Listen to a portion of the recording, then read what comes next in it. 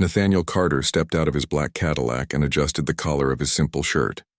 No tailored suits, no gold watches, no expensive shoes. On that hot afternoon in 1974, he was just another black man walking the streets of Chicago. The glass facade of the Carter Financial Group reflected the bustling city. Nathaniel noticed his own name shining on the gold sign. It was ironic. He had built this empire from nothing, but now no one there knew who he was, just as he wanted. He took a deep breath and walked into the bank. The room was busy, but at the same time there was a rigid order to the environment. Men in gray suits, women in pencil skirts, and security guards with firm postures. The sound of cash registers and the clink of coins echoed through the air, mixed with the subdued murmur of customers waiting in line. Nathaniel walked over to one of the tellers. "Good afternoon. I need to withdraw $200. The clerk, Susan Whitmore, a white woman with short hair and sharp eyes, glanced at him. Her automatic smile disappeared. "I need your business card and a photo ID." Nathaniel handed them over without hesitation. Susan took them but didn't rush to check them. Instead, she frowned, studying his ID as if she were faced with a problem. "Mr. Carter, are you a customer of this agency?" "Yes." "What's the reason for the withdrawal?" He blinked. "Since when does a customer have to justify why they want their own money?" Susan's lips tightened. She glanced at her watch, then at the security guard by the door. Nathaniel felt the first warning sign. "One moment, please," she said, taking the ID and disappearing through the side door. Irritation rose within him. He looked around. Other white customers withdrew, money without fuss. Businessmen were served efficiently. But him? Treated like a threat. 1 minute, 2 minutes, 5. Until the door opened and a man came out. Thomas Reynolds, the manager. Tall, early 40s, impeccable gray suit. He walked up to the counter with a fake smile. "Good afternoon, Mr. Carter, right?" Nathaniel kept his expression firm. "Correct. Is there a problem?" Reynolds held the documents in both hands. "We have a security protocol to prevent fraud and, well, unfortunately, we can't release the withdrawal at this time." Nathaniel's blood ran cold. "What? There are inconsistencies in your documents. A precaution, you understand?" His tone was sweet, almost patronizing. Nathaniel rested his hands on the counter. "This is ridiculous. I've been a customer of this bank for years. My name is registered. My identity is correct. I want my money." The manager sighed, casting a discreet glance at the security guard. "You can come back another day, perhaps with an additional receipt." Nathaniel stared at Reynolds. It wasn't a mistake. It wasn't protocol. It was racism. Inside the bank he had created, a knot formed in his stomach. How many other black people went through this every day? How many were denied their money without justification? He took a deep breath. If he revealed who he was now, it would give them an easy way out. But no. He wanted to see how far this would go. So he took his documents and put them in his pocket. "Okay," he said, controlling his voice. "I'll come back another day." And he left, without anyone knowing that the bank owner had just been fired from his own company. But it wouldn't end there.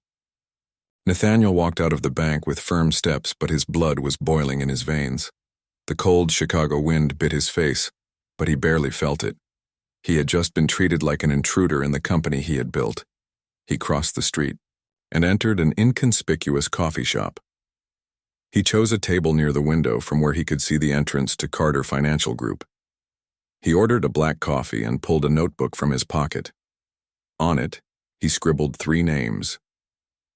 Susan Whitmore, teller; Thomas Reynolds, manager; unidentified security guard, 3 people who saw a black man and assumed he didn't belong there. But this wasn't just about him. Nathaniel looked around. A few black customers were in the branch now. Did they face barriers too? Did all employees treat customers this way? He needed proof, and he knew exactly how to get it.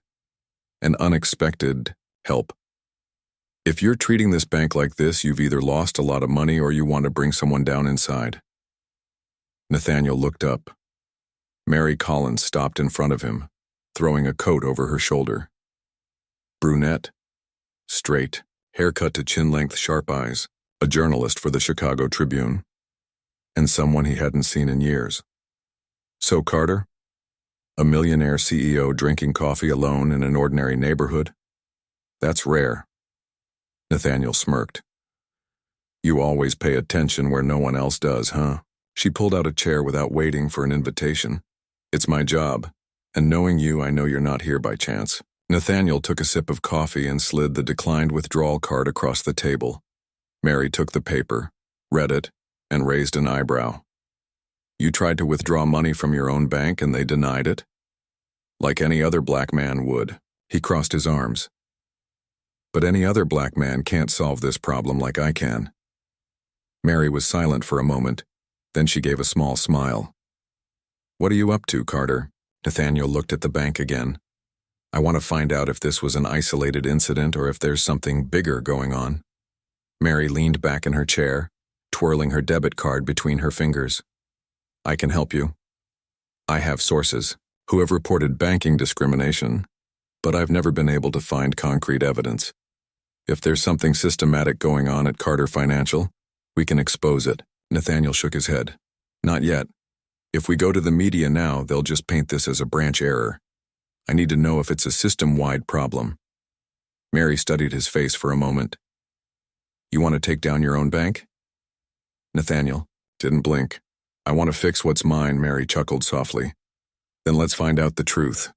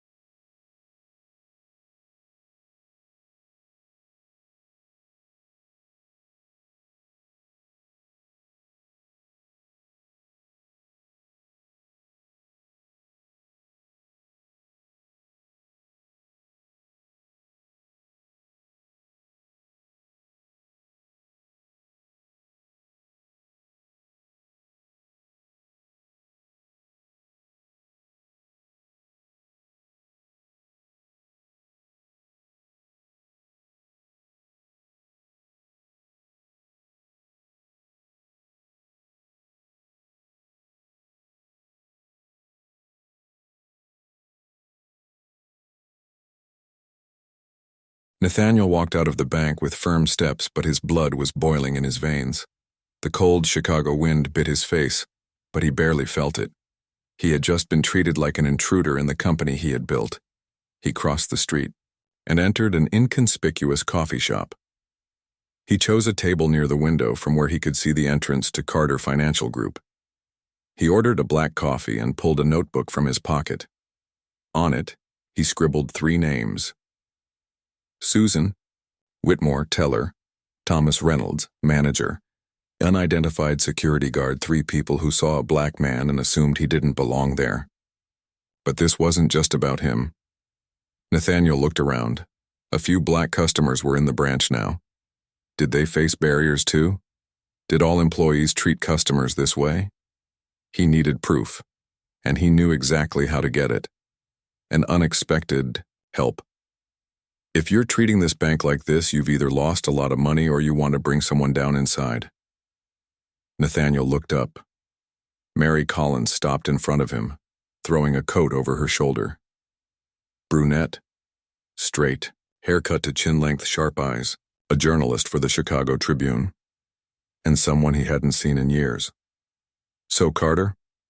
A millionaire CEO drinking coffee alone in an ordinary neighborhood? That's Nathaniel rare. Carter didn't sleep that night. Nathaniel smirked. Bobby's words echoed in his mind. You always pay attention where no one else does, huh? We refused to chair without waiting for an invitation. We discouraged black customers.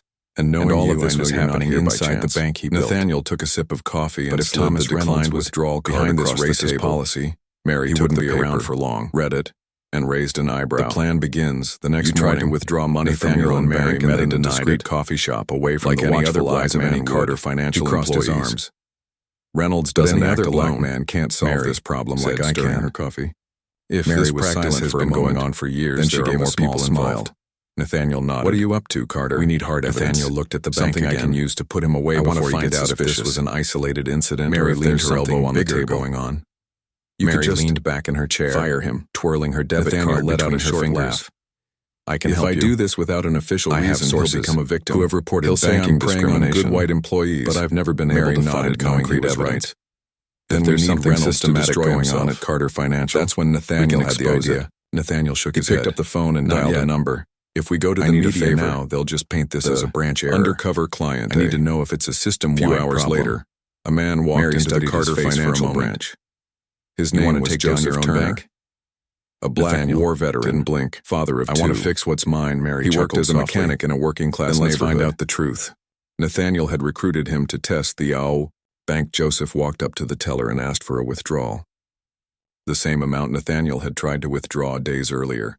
The cashier asked for his ID, and, as expected, she hesitated. Just a moment, Mr. Turner, she said, taking the papers and disappearing into the manager's office. 5 minutes later, Thomas Reynolds appeared. Mr. Turner, we have a little problem with your account. Would you mind following me to my office? Joseph nodded. Mary was outside writing everything down. What Reynolds didn't know was that Joseph was carrying a small tape recorder hidden in his jacket pocket. And in that room, the manager would say something that would destroy his own career. Joseph Turner followed Reynolds into the manager's office, keeping his demeanor calm. But he knew exactly what was about to happen. The room was spacious, with a large mahogany desk and a bookshelf full of books Reynolds had probably never read. The manager closed the door behind them and forced a smile.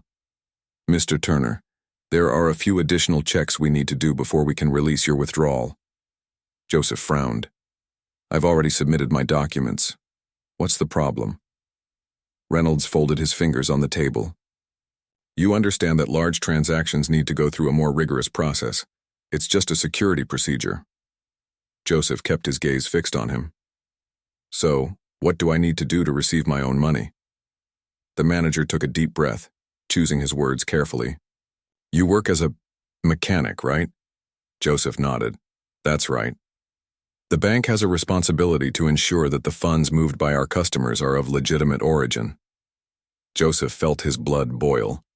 Are you implying that my money comes from something illegal? Reynolds raised his hands, feigning calm. Of course not, Mr. Turner, but understand that some neighborhoods have higher risk rates. He stopped in mid-sentence, because he realized too late that he had said too much. Joseph didn't need to say anything.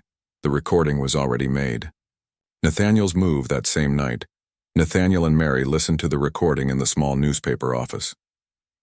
Reynolds's voice echoed through the recorder. The bank has a responsibility to ensure that the funds moved by our customers come from lawful sources. Some neighborhoods have higher risk rates. Mary smiled, shaking her head. That's blatant discrimination. This kind of policy is not only illegal, it's a scandal waiting to happen. Nathaniel closed his eyes for a moment. He finally had the weapon to take Reynolds down. But it still wasn't enough. If I go after him now, they'll say it was an isolated mistake. Nathaniel opened his eyes. We need to prove that this practice happens throughout the bank. Mary picked up her notebook. Do you want more infiltrators? Nathaniel smiled. I want to bring down the entire system. The next day started like any other at Carter Financial Group, but something was different. Thomas Reynolds felt the first warning sign when he noticed the tension among the employees. Whispers, quick glances.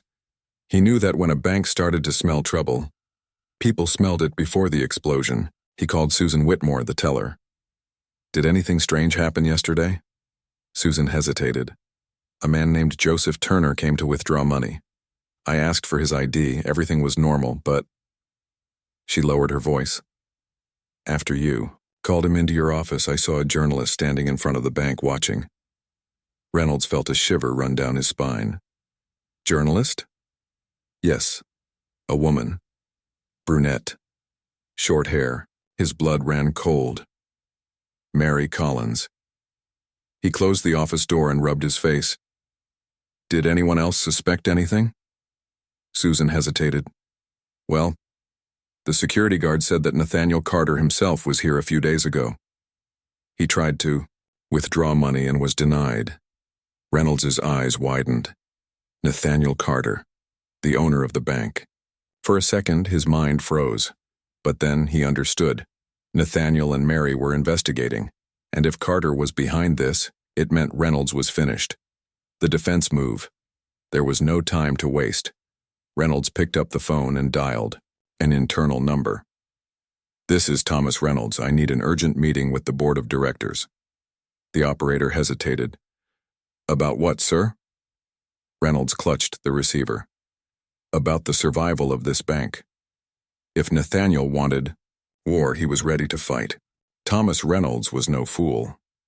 If Nathaniel Carter was messing with the system, it meant his job and his reputation were at risk. But he had one thing going for him: powerful allies inside the bank. That afternoon, he walked into the boardroom of Carter Financial Group. The room was plush, filled with white men in dark suits, smoking cigars and closing deals, as if the outside world didn't exist. At the center of the table was Richard Davenport, chairman of the board and one of the company's oldest shareholders. Reynolds, he said, his eyes never leaving his papers. What's so urgent? Reynolds cleared his throat. We have a problem. Nathaniel Carter is investigating the bank. That made Richard look up. Investigating? The CEO himself? Yes. He tried to withdraw money undercover, was turned down, and now he's probing the customer service. He used an insider to test our managers. He wants to expose our internal practices. The board members looked at each other.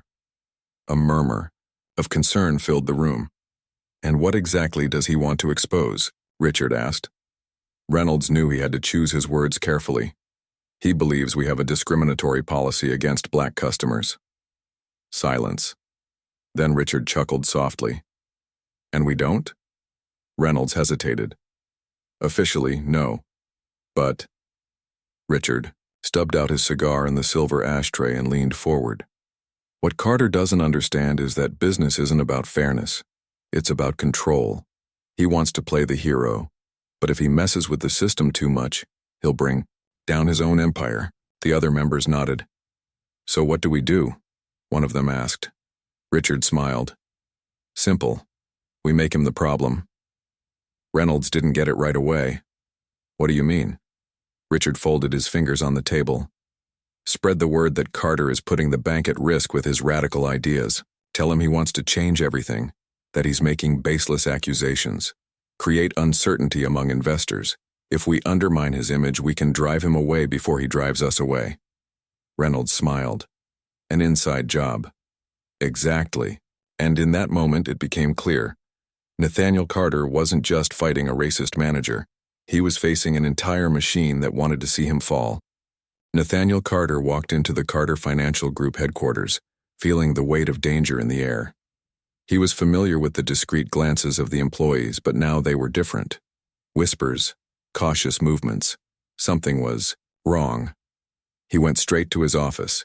Mary was already waiting for him, leafing through a newspaper. When she saw his expression, she dropped the paper on the table. Did you see this? Nathaniel picked up the newspaper. A discreet article in the business section. Tensions at Carter Financial Group. Leadership changes could impact investors. He scanned the text. Insiders indicate that CEO Nathaniel Carter has radical plans that could jeopardize the stability of the bank. Investors express concern about the direction of the company under his leadership. Nathaniel slammed the newspaper shut. They're trying to take me down. Mary crossed her arms. You messed with the system, Carter.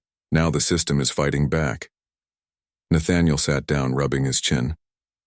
That means Reynolds isn't acting alone. He has the board on his side. Mary nodded. And if they can convince the shareholders, that you're destabilizing the bank. They can force you out. Nathaniel took a deep breath. Then I need to act first. Mary tilted her head. What do you have in mind? He picked up Reynolds's recording and tossed it on the table. If they want war, let's give it to them. Nathaniel Carter knew he could wait no longer. If he let Reynolds and the board go through with their plan, he would lose everything. The next morning, he called a special meeting of the board of directors. The boardroom was packed. Richard Davenport, Reynolds' chairman, and the shareholders were there waiting to see Nathaniel fall. Little did they know he had come prepared. Nathaniel walked to the head of the table. I imagine you've heard some rumors about my management, he began, his voice firm. And I know some here believe I'm the problem. Richard smiled, crossing his fingers. We just want to protect the bank, Nathaniel. Your recent decisions have raised concerns among investors. Reynolds nodded. Your actions could destabilize our position in the market. Nathaniel smiled slightly and pulled a tape recorder from his pocket. Funny, because that's really what could destabilize the bank. He pressed the button, and Reynolds's voice filled the room. The bank has a responsibility to ensure that the funds moved by our clients are of lawful origin. Some neighborhoods have higher risk rates. Reynolds's face paled. The shareholders exchanged glances. What does that mean? One of the directors asked. Nathaniel crossed his arms. It means that Thomas Reynolds is guilty of racial discrimination within the company. It means that we are committing illegal practices and that this could destroy our reputation forever. The murmurs increased. Richard Davenport no longer seemed so confident. And you think I'm a problem? The real problem is sitting in this room. Nathaniel looked directly at Reynolds. Thomas, you're fired.